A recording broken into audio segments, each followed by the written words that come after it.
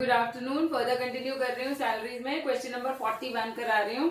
Mister Ramesh की हमें जो बैंगलोर में काम कर रहा है, पॉपुलेशन जिसकी अबाउट 25 लाख है, उसकी हमें सैलरी इनकम की सारी डिटेल दी हुई है। पूछा क्या हुआ है लास्ट में, ये देखो, calculate the income under the head salaries and qualifying amount for 80C if 2 children of mister Ramesh are studying in a school. तो हम कैलकुलेट करते हैं of mister Ramesh for the year 2021। Basic से शुरू करते हैं।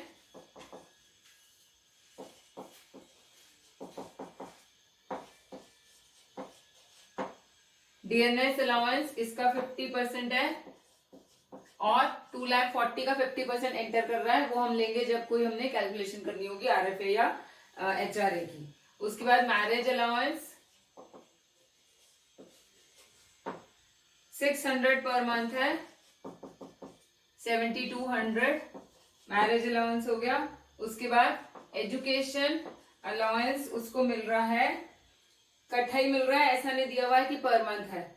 तो 600 इंटू 12 करके 7,200 उसको अलाउंस मिल रहा है, माइनस एग्जेम्प्ट कितना है 100 up to 2 children for 12 months, मतलब पर मंथ है ये।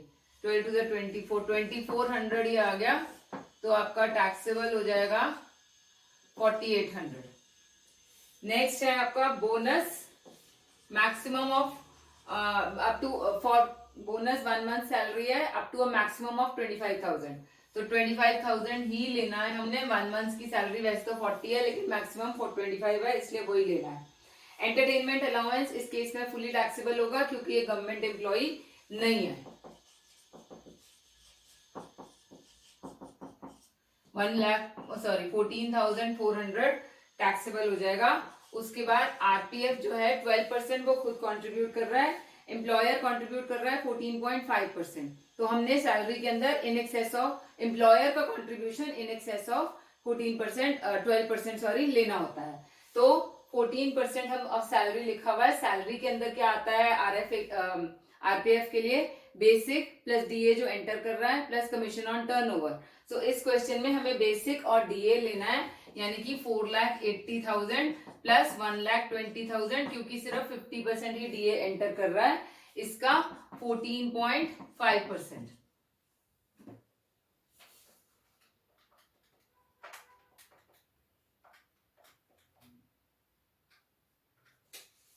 87,000 का उसको मतलब ये कंट्रीब्यूट कर रहा है एम्प्लॉयर, माइनस एग्जेम्प्ट है हमारा 12%। तो 6 लाख का 12%, 72,000 एग्जेम्प्ट हो जाएगा, बाकी का टैक्सेबल हो जाएगा। 15,000 आपका आरपीएफ सॉरी कैलकुलेट टैक्सेबल हो जाएगा। Then employer is also contributing 7.5% of the salary to an approved superannuation fund.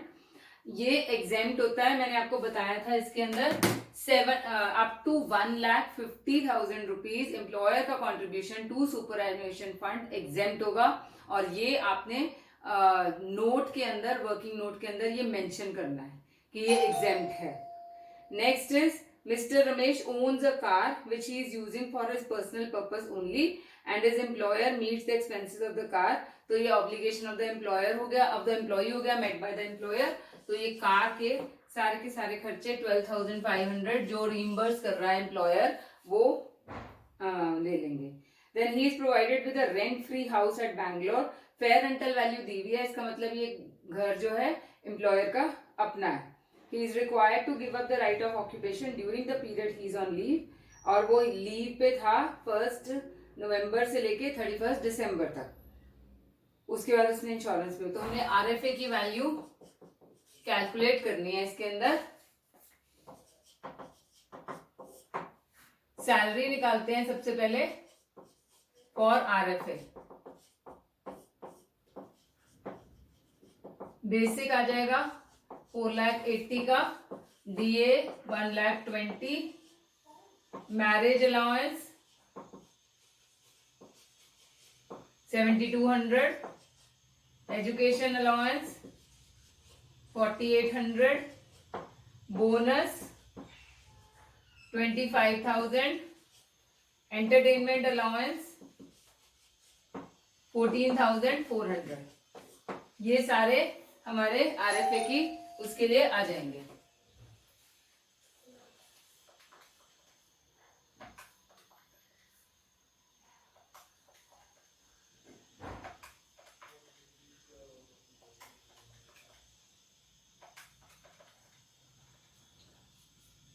$651400 आ जाएगी हमारी सैलरी फॉर RFA.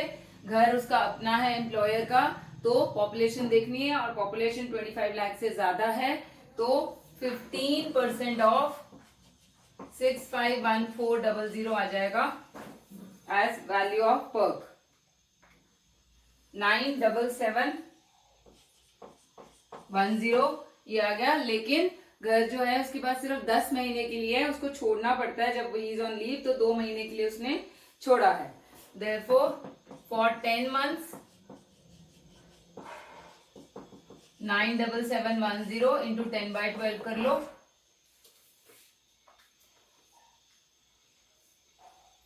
81425.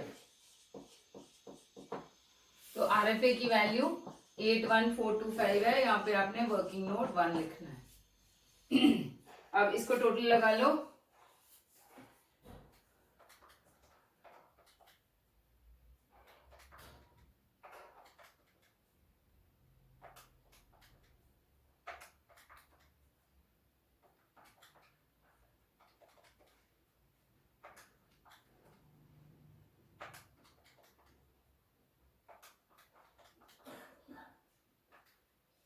डबल 80,225.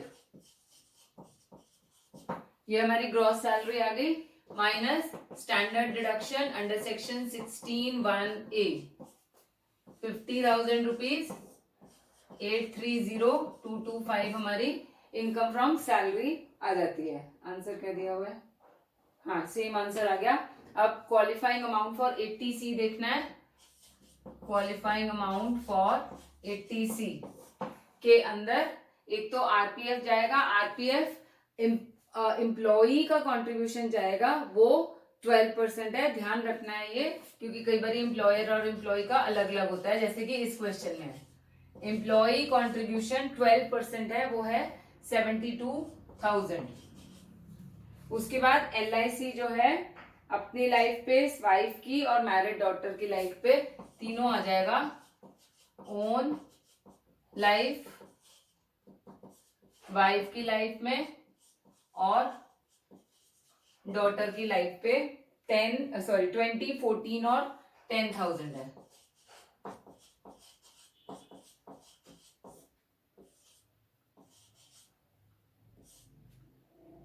$1,16,000 हमारा 80C का क्वालिफाइंग अमाउंट आ जाएगा. क्वेश्चन नंबर 42 जो है ये आपका होमवर्क है. इसके अंदर आपने कुछ बताने वाला अगर है तो मैं बता देती हूँ. एडवांस सैलरी भी ऐड करोगे आप टोटल सैलरी के अंदर, लेकिन कैलकुलेशंस के लिए ये नहीं आएगी. RFA वगैरह अगर कोई आता है तो. उसके बाद है इंटरेस्ट जो है वो आप माइनस कर दोगे 9.5 पर. ट्रैवलिंग अलाउंस जो है वो सिर्फ ऑफिशियल पर्पस के लिए है, तो वो पूरे का पूरा एग्जाम्प्ट आएगा. रेंट फ्री हाउस जिसका रेंट जो है एम्प्लॉयर पे कर रहा है, तो इसका मतलब आपने सिर्फ 15% ऑफ द सैलरी और रेंट पेड देखना है, पॉपुलेशन देखनी ही नहीं है.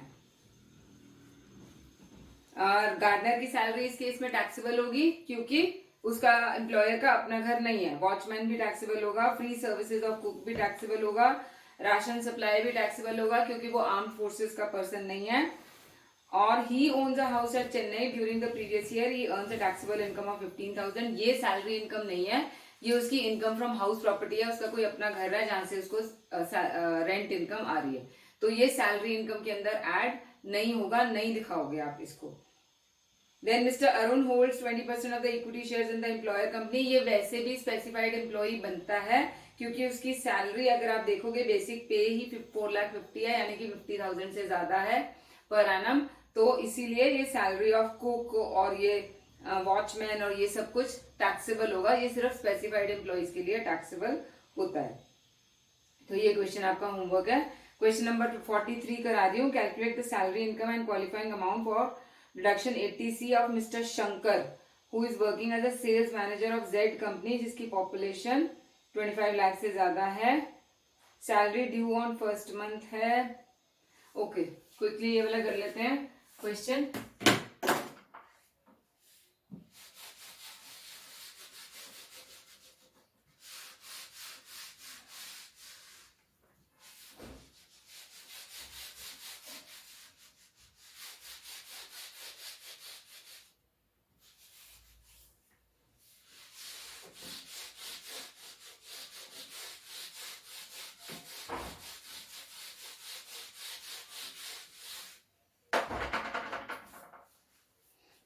ओके, मिस्टर शंकर है, आर शंकर।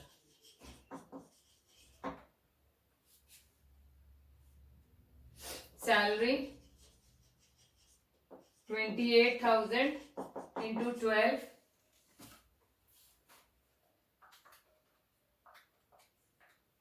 3,36,000 आ गया।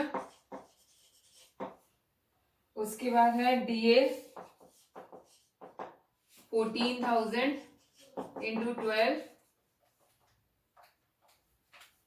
1,68,000। देन एम्प्लॉयर का कंट्रीब्यूशन टू RPF है।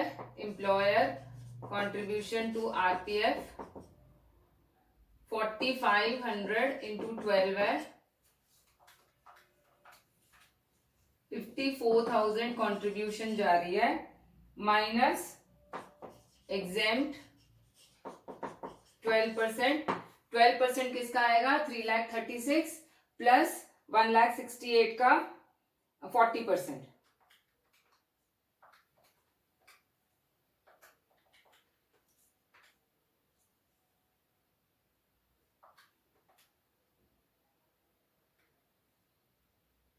$48,384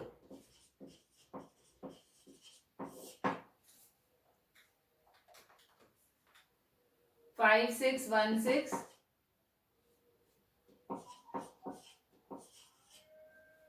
टैक्सेबल हो जाएगा।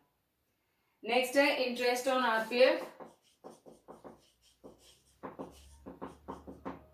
हमारे को दिया हुआ है 13% पे 26,000 मिल रहा है, माइनस एग्जेम्प्ट कितना है 9.5% है, तो 26,000 डिवाइड बाय 13 इंटू 9.5 करेंगे तो 19,000 एग्जेम्प्ट है,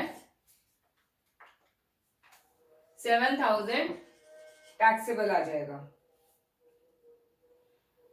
नेक्स्ट है एंटरटेनमेंट अलाउंस। अब ये भी एक गवर्नमेंट एम्प्लॉय नहीं है, तो ये पूरे का पूरा टैक्सेबल हो जाएगा 12,000 रुपीज। RFA का सॉरी एंटरटेनमेंट अलाउंस टैक्सेबल हो जाएगा। रेंट फ्री हाउस मिल रहा है, rent paid by the employer दिया हुआ है 8,800। कब से दिया है? 1 सितंबर से दिया हुआ है। तो पहले इसकी सैलरी कैलकुलेट कर लेते हैं। 3,36,000 है, DA 1,68,000 का 40% 67200 और एंटरटेनमेंट अलाउंस 12,000। सारे टैक्सेबल अलाउंसेस आते हैं इसके अंदर। ये RFA की सैलरी हो जाएगी।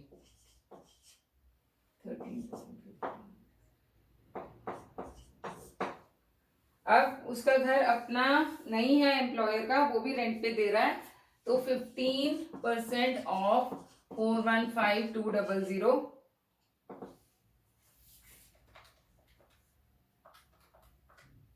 62280 आ गया।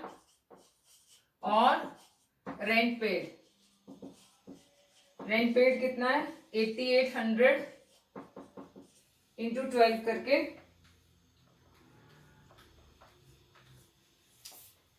105600।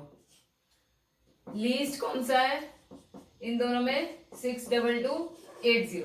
लेकिन ये घर सिर्फ 6 महीने के लिए ही हम इसको कैलकुलेट करेंगे। 6 महीने क्यों? क्योंकि 1st ऑफ एवरी मंथ को सैलरी ड्यू है, तो 1 सितंबर से घर दिया हुआ है, तो आरएफए की जो कैलकुलेशन होगी 1 अक्टूबर से हम करेंगे, या सितंबर, अक्टूबर, नवंबर, दिसंबर, जनवरी, फरवरी, मार्च की जो सैलरी है वो अगले मंथ में जाएगी। तो इसलिए अगले मंथ में जाएगी, और यानी कि वो अगले साल में चली जाएगी। तो सिर्फ 6 महीने के लिए फ्रॉम सितंबर टू फरवरी आरएफए की कैलकुलेशन की जाएगी। So for 6 months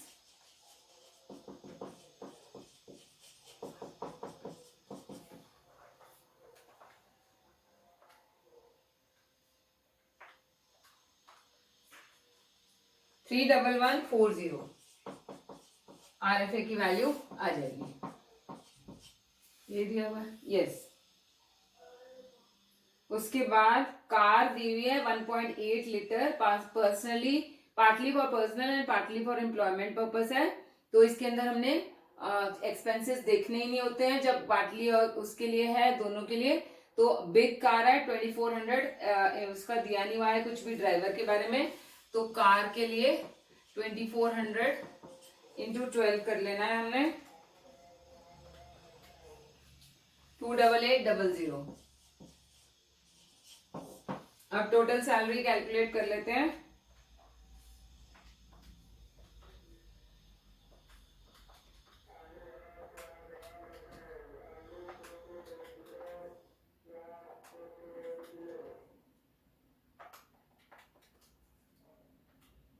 $588,556 minus standard deduction under section 16(1)(a) 50,000 की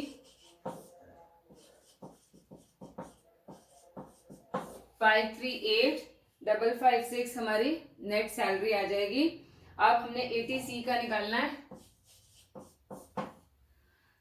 एक तो आरपीएफ आ जाएगा 54,000 का, देन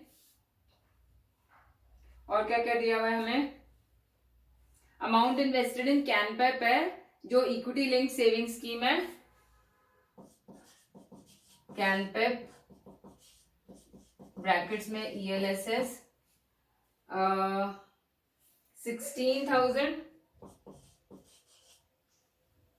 फिर LIC प्रीमियम है जिसकी पॉलिसी वैल्यू है 3 लाख, ली भी है मई 2014 में, यानी कि 1/4/2012 के बाद ली है। तो 10% ऑफ द सम अश्योर्ड और premium whichever is less लेना है हमने। 10% ऑफ 3 लाख इज 30,000 और प्रीमियम पे हो रहा है 36,000, विच एवर इज लेस में हम 30,000 लेंगे। उसके बाद नेशनल हाउसिंग बैंक में डिपॉजिट किया हुआ है, ये भी हम लेते हैं। नेशनल हाउसिंग बैंक 10,000, टोटल आपका कितना बन रहा है,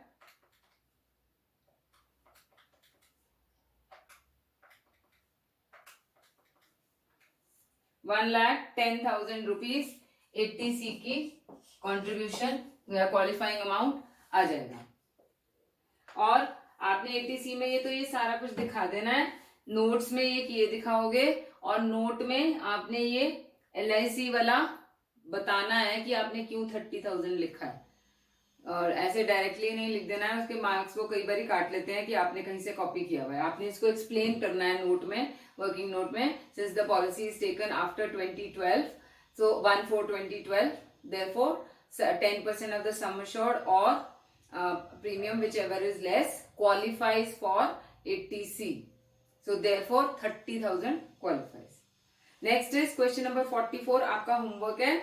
इसके अंदर बस एक चीज मेरे को बतानी है कि जो आपकी RFA है, क्या है इसके अंदर, यस RFA दिया हुआ है पॉइंट नंबर 3 में, उसकी कैलकुलेशन के लिए जो आप बोनस लोगे उसमें ग्रेजुएट्स बोनस नहीं लोगे, यानी कि बोनस की अमाउंट आएगी 30,000 minus 6,000, 24,000 only.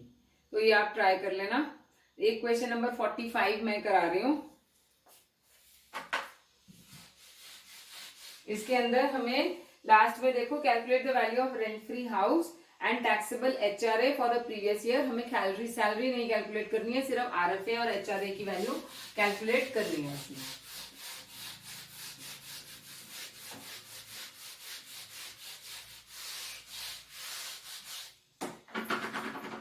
Okay, basic salary हमें दी हुई है फ्रॉम 1 जनवरी 2019 से, और डीए दिया हुआ है, education allowance, transport, medical, entertainment, HRA दिया हुआ है। HRA जो है वो 31 अगस्त तक ही मिल रहा है, और रेंट फ्री हाउस 1 सितंबर से मिल रहा है। Rent paid by the employer दिया हुआ है। The same accommodation was hired by the employee till 31 अगस्त। इसका मतलब 31 अगस्त तक एम्प्लॉई जो है रेंट पे कर रहा था 10,000 का ही, उसके बाद वो एम्प्लॉयर ने ले लिया और उसको रेंट फ्री अकोमोडेशन के लिए दे दिया। The accommodation was furnished by the employer with the cost of 60,000. Calculate the value of the, सबसे पहले HRA निकाल लेते हैं 1 अप्रैल से लेकर 31 अगस्त तक। पहले सैलरी निकालते हैं for HRA। On the last day of the month salary due है। ओके, तो अप्रैल और मई में उसको सैलरी 40,000 मिल रही है। 40,000 इंटू 2, 80,000 उसको ये मिल रही है। उसके बाद जून, जुलाई, अगस्त 3 महीनों के लिए उसको 42,000 सैलरी मिल रही है।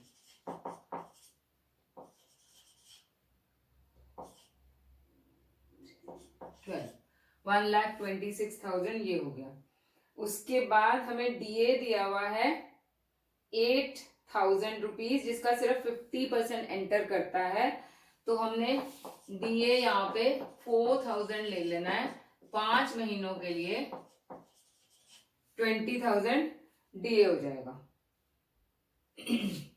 तो total salary for HRA will be 2,26,000। अब HRA की क्या लिमिट्स हैं? Least of the following is exempt. Number 1, actual उसको कितना मिल रहा है? HRA 8,000 पर मंथ, 5 महीनों के लिए 40,000 रुपीज, ये हो गया। उसके बाद कहाँ रह रहा है वो? पटना में। तो 40% ऑफ सैलरी, तो 40% ऑफ 2,26,000।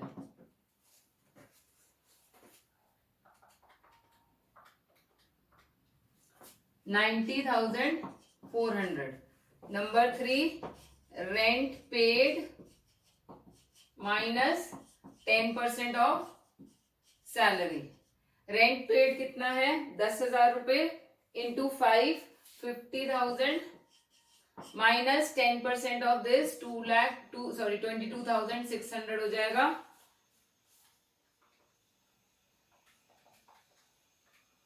$274। लीस्ट कौन सा है? 27,400। तो आपका टैक्सेबल कितना हो जाएगा?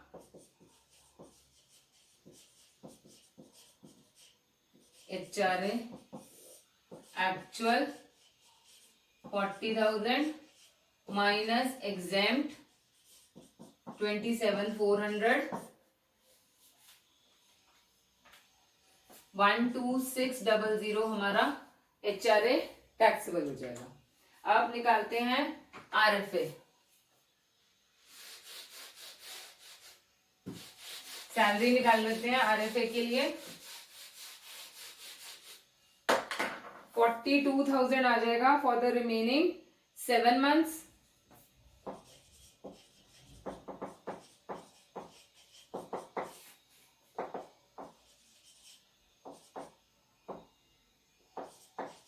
DA 4,000 into 7।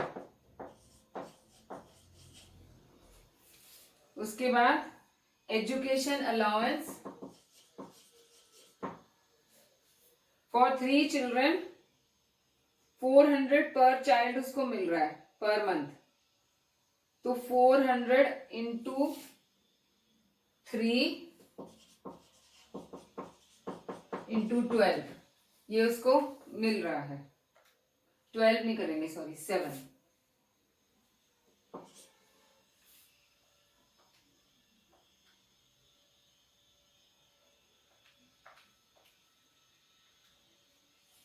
$8400 मिल रहा है माइनस एग्जेम्प्ट कितना होता है 100 इंटू 2 इंटू 7, 1400 हो गया.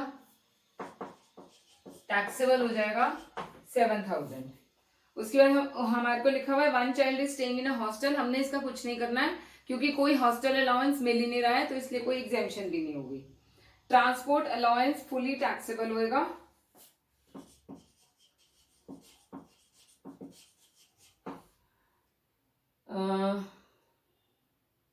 1800 है.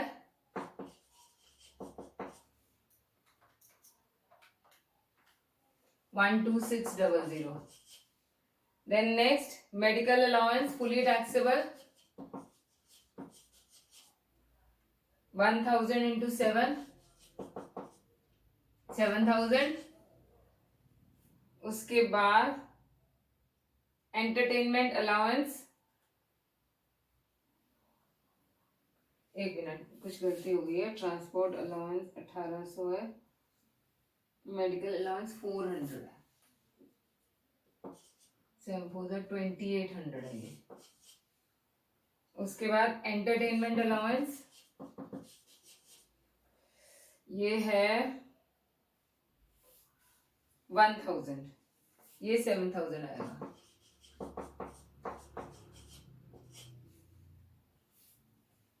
बस हाउस रेंट अलाउंस तो कुछ नहीं आएगा क्योंकि वो पिछले महीने का है, इस महीने में कुछ नहीं मिल रहा है.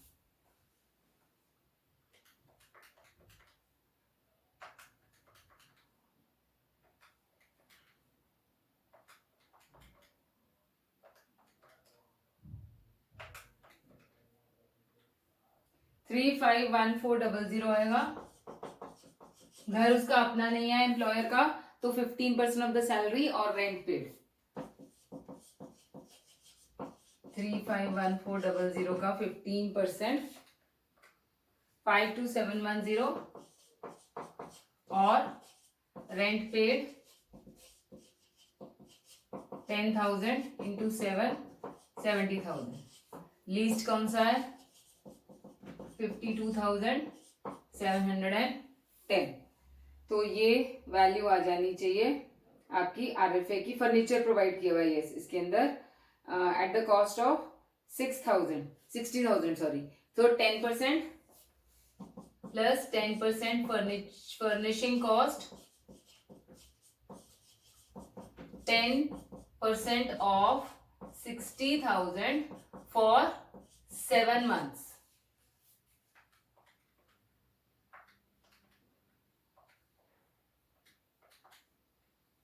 $3500 वैल्यू आ जाएगी इसकी कॉस्ट ऑफ फर्निशिंग की.